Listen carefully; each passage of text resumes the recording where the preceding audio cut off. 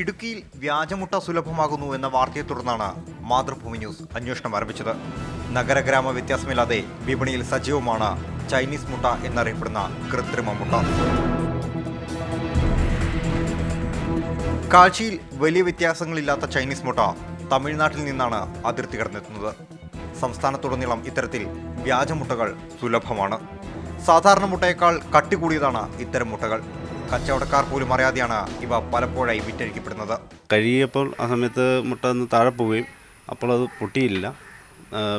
വീണ്ടും അത് പൊട്ടിച്ച് തുറന്നു നോക്കിയപ്പോൾ അതിൽ പാടയിൽ ഒരു റബ്ബർ പോലെ വലിയുന്ന ഒരു ഇതാണ് കണ്ടത്.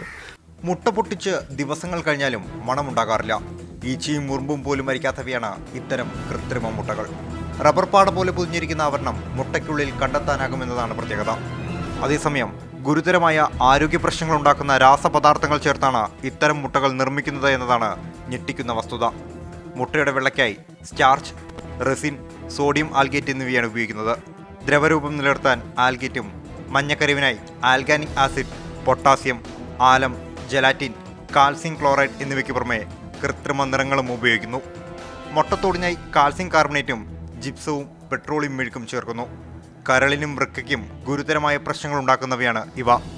എന്നാൽ പോലും ഭക്ഷ്യസുരക്ഷാ വിഭാഗം ഇക്കാര്യം അറിഞ്ഞിട്ട് പോലുമില്ല. ഈ ഇടുക്കിയിൽ ഇപ്പോൾ വ്യാപകമായിട്ട് ചൈനീസ് മുട്ട എന്ന് പറഞ്ഞ സാധനം കിട്ടുന്നുണ്ട്.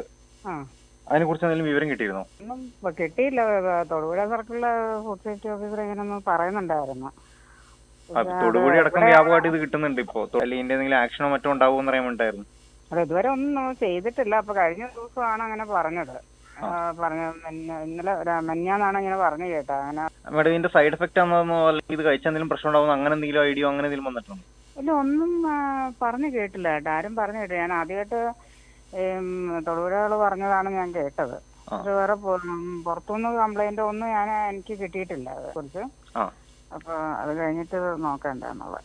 സംസ്ഥാനത്താകമാനം വ്യാപകമാകുന്ന വ്യാജമുട്ട മനുഷ്യന്റെ ആരോഗ്യത്തിന് തന്നെ വലിയ ദോഷമാണ്. ഫ്രൈഡ് റൈസിലോ മുട്ടക്കറിയിലോ ഹോട്ടൽ ഭക്ഷണങ്ങളിലോ ഇവ ചേർത്താൽ തിരിച്ചറിയാൻ പോലും സാധിക്കില്ല എന്നതാണ് യാഥാർത്ഥ്യം. കരളിനും വൃക്കയ്ക്കും വലിയ പ്രത്യാഘാതങ്ങൾ ഉണ്ടാക്കുന്നതാണ് കൃത്രിമ മുട്ടയിലെ രാസപദാർത്ഥങ്ങൾ. ഇടുക്കി ജില്ലയിൽ മുഴുവൻ രാസമുട്ടകൾ വ്യാപകമാകുമ്പോഴും ആരോഗ്യവകുപ്പോ ഭക്ഷ്യസുരക്ഷാ വിഭാഗമോ കൃത്യമായ നടപടികൾക്ക് തയ്യാറാകുന്നില്ല. നഷ്ടമാകുന്നത് സാധാരണക്കാരൻ്റെ ആരോഗ്യവും. ലാൽകൃഷ്ണൻ, മാതൃഭൂമി ന്യൂസ്, ഇടുക്കി.